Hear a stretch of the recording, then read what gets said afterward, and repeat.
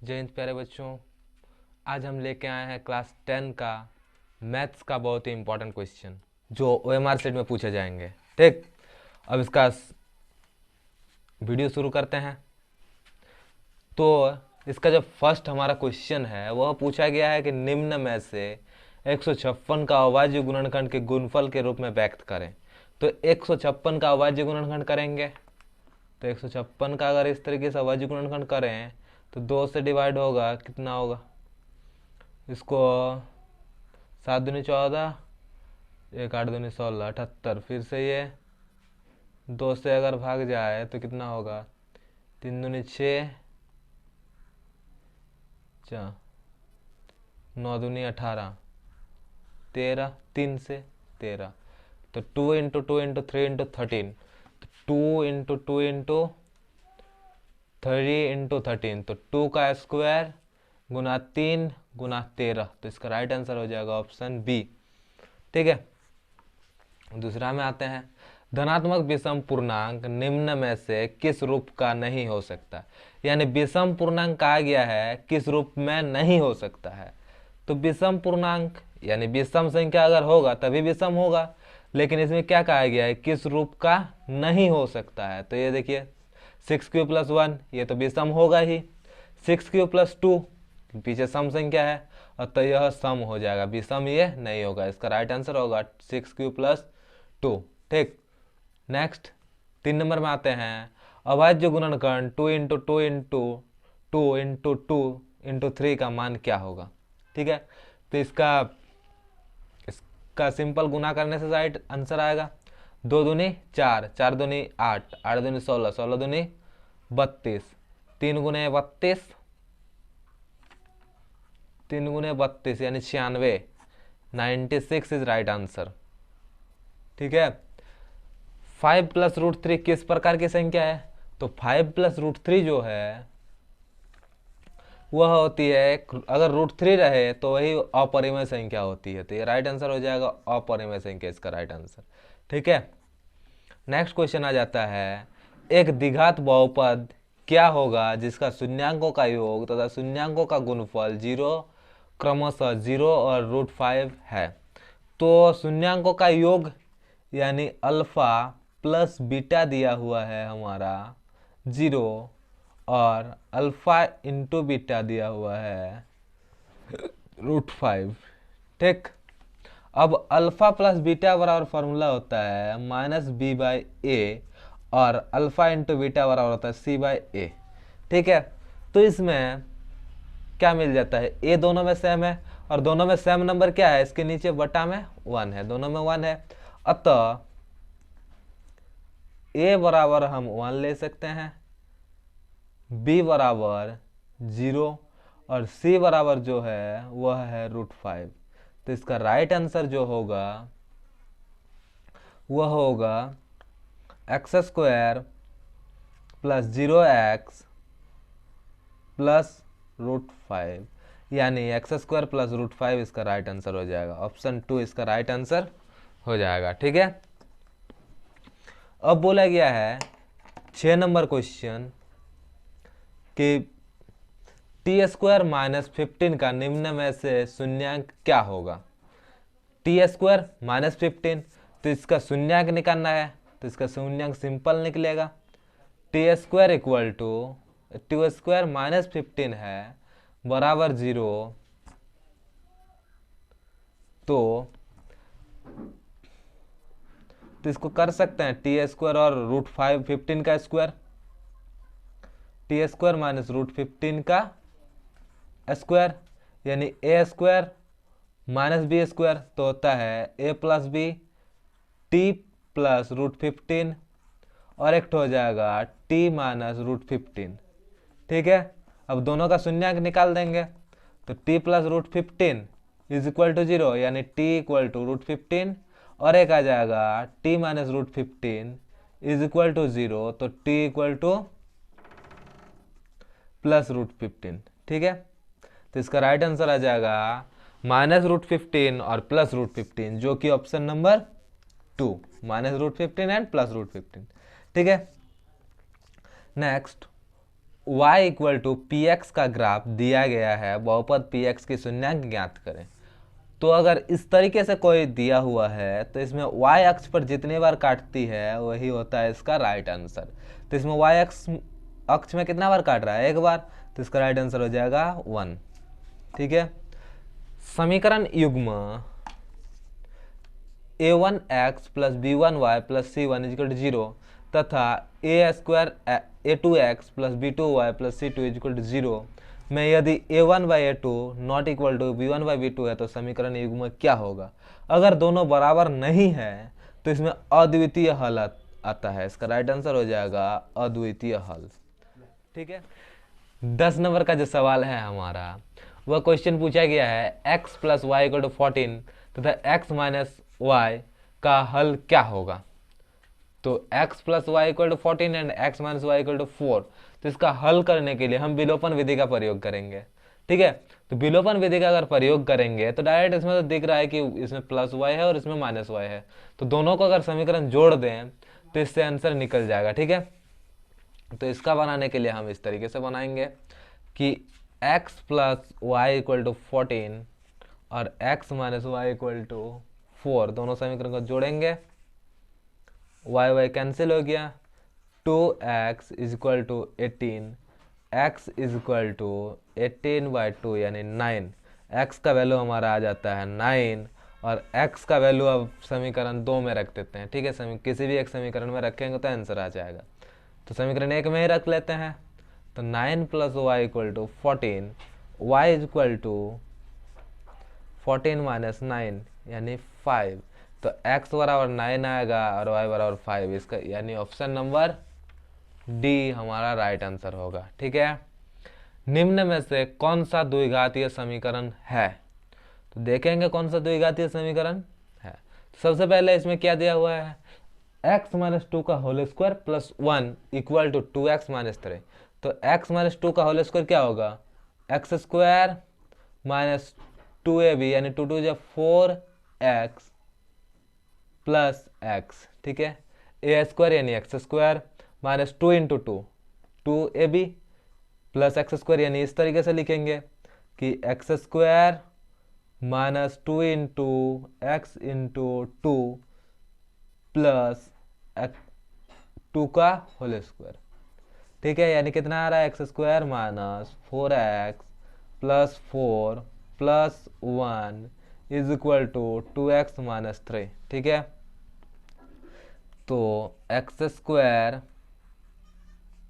Minus 4x minus 2x इधर आएगा, plus 2x इधर आएगा तो minus 2x, 4 1 5 plus 5 is equal to minus 3, यानी x square minus 6x plus 5 is equal to minus 3, x square minus 6x plus 5 plus 3 is equal to 0। तो आ जाएगा x square minus 6x plus 8 is equal to 0। तो ये जो हमारा समीकरण है यह एक द्विघातीय समीकरण है। तो इसके लिए राइट आंसर हो जाएगा ऑप्शन ए। ठीक है। अब कहा गया है 12 नंबर क्वेश्चन कि द्विघातीय समीकरण 6x square minus x minus 2 equal to 0 के मूल की प्रकृति होगी। तो मूल की प्रकृति ज्ञात करना है। तो मूल की प्रकृति के लिए विविक्तर निकालते हैं, विविक्तर निकालते हैं। ठीक है। तो विविक्तर बराबर हो जाएगा इसका जो ऑप्शन क्वेश्चन नंबर 12 है उसका डी बराबर हो जाएगा बी स्क्वायर माइनस 4ac, यानी बी स्क्वायर कितना हो रहा है? माइनस 1 का whole square minus 4 into 6 into minus 2, यानी 1 का स्क्वायर 1 माइनस 4 दूनी 8 6 8 48, 48 माइनस माइनस प्लस प्लस 48 यानी 49 49। इसका जो डी आ रहा है प्यारे बच्चों वह आ रहा है हमारा 49, जो कि 49 जो है वह 0 से बड़ा है, 0 से बड़ा है 49। ठीक है। और अगर d 0 से बड़ा होता है, d अगर 0 से बड़ा होता है तो उसका विविक्तर होता है, उसका जो मूल की प्रकृति होती है, मूल की प्रकृति वह होती है वास्तविक तथा असमान। तो इसका राइट आंसर हो जाएगा ऑप्शन 2, वास्तविक तथा असमान। ठीक है। तो 12 नंबर का राइट आंसर होगा वास्तविक तथा असमान, यानी ऑप्शन नंबर 2। नेक्स्ट 13 नंबर, द्विघातीय समीकरण a x square plus b x plus c equal to zero, जहाँ a not equal to zero के वास्तविक मूल नहीं है यदि, इसका मतलब कहा गया है कि वास्तविक मूल नहीं होना चाहिए, वास्तविक मूल नहीं होना चाहिए। तो वास्तविक मूल तभी नहीं होगा जब जीरो उससे छोटा हो। जो डी है वह जीरो से अगर छोटा हो जा रहा है तो वह वास्तविक मूल नहीं होगा। तो यहाँ पर क्या है, b square minus four a c greater than zero, तो जीरो से बड़ा है, तो ये तो द्विघातीय समीकरण का वास्तविक तथा असमान हल होगा। ये तो समीकरण ही नहीं है, ये भी नहीं होगा, ये भी नहीं होगा। तो b square minus four ac equal to zero, अगर इक्वल टू जीरो हो तो वास्तविक मूल होगा और समान होगा, तो ये भी गलत कहा गया है, मूल नहीं होना चाहिए। तो b square minus four ac ये जो है छोटा है जीरो से, तो यही होगा हमारा राइट आंसर, ऑप्शन डी, ये होगा हमारा राइट आंसर। ठीक है, 14 नंबर क्वेश्चन, द्विघातीय समीकरण 3x square minus 2x plus 1/3 के विविक्तर क्या होगा। तो विविक्तर निकालेंगे, ये जो 13 नंबर क्वेश्चन है, सॉरी 14 नंबर क्वेश्चन है, तो इसका a equal to 3, b equal to minus 2 और c इक्वल टू 1/3। तो अब d निकालेंगे, d इक्वल टू होता है बी स्क्वायर माइनस फोर ए सी, यानी बी स्क्वायर मतलब 3 का होल स्क्वायर माइनस 4 इंटू ए कितना है b यानी माइनस 2, b यानी माइनस 2 का होल स्क्वायर माइनस 4 इंटू ए है हमारा 3 इंटू b है हमारा 1/3। तो 3 3 कैंसिल, 2 का square 4 minus 4 is equal to 0, तो 0 आ गया, d कितना आ गया 0, विविधकर हमारा 0 आ गया। तो 0 आने से मूल वास्तविक तथा समान होती है। ठीक है, तो इसमें उतना नहीं पूछा गया था, हमें सिर्फ विविधकर पूछा गया था, तो विविधकर है हमारा 0। ठीक है, तो इसका राइट आंसर होगा ऑप्शन ए। 15 नंबर क्वेश्चन जो है, समांतर श्रेणी एपी में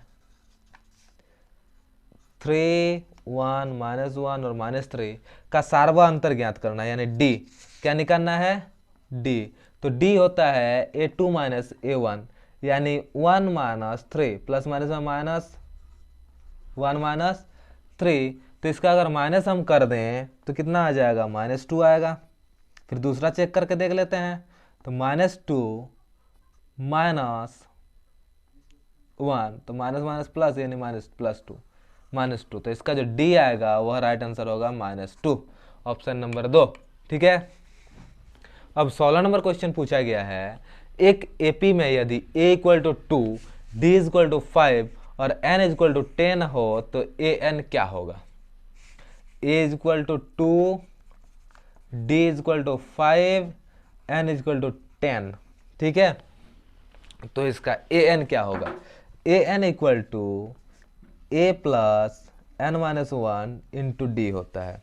ठीक है, तो a है हमारा 2 plus 10 minus 1 into 5, 2 into 9 into plus 9 into 5, तो कितना हो जाएगा 2 प्लस 5 9 45, 45 2 47, तो इसका राइट आंसर हो जाएगा 47, 47। अब नेक्स्ट क्वेश्चन पूछा गया 17 नंबर, 0 और 50 के बीच विषम संख्याओं का योग क्या होगा।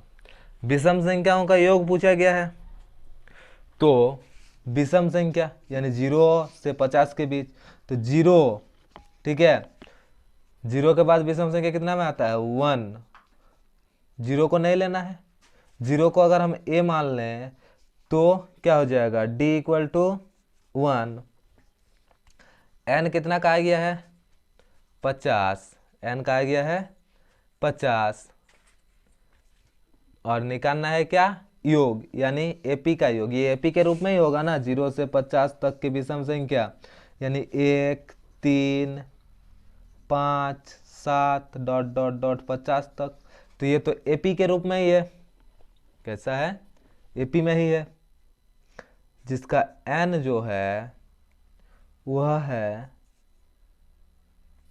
n हमारा हो जाएगा विषम संख्या का 50/2, यानी कितना विषम संख्या होगा 50 तक की विषम संख्या, यानी विषम संख्या कितनी होगी,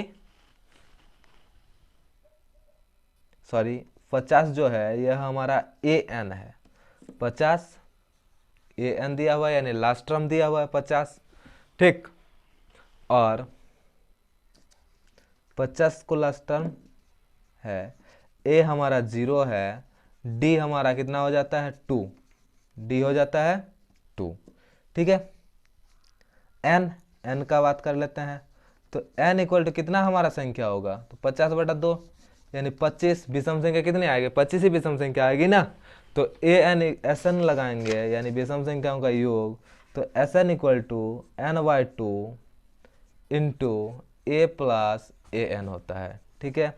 तो ये कितना है 0 + 50 गुने 25/2 कितना हो जाएगा, 25 गुना 2 गुना 50, तो कितना होगा 25, तो 25 गुना 25 625, तो इसका राइट आंसर आ जाएगा 625, ठीक है। तो 625 कितना नंबर ऑप्शन, ऑप्शन सी, तो ऑप्शन सी इसका राइट आंसर हो जाएगा, ठीक है। ये पी का इस तरीके से निकालेंगे, या फिर इसका साधारण सा सूत्र होता है, साधारण सा ट्रिक अगर हम बता दें, किसी भी विषम संख्याओं का योग, कोई भी विषम संख्या का योग, कितनी भी n तक की विषम संख्या का योग, n तक विषम संख्या का योग, n तक विषम संख्या के बराबर n² होता है, ठीक है। n विषम संख्याओं का योग, n विषम संख्या n तक नहीं, n विषम संख्या का योग होता है n²,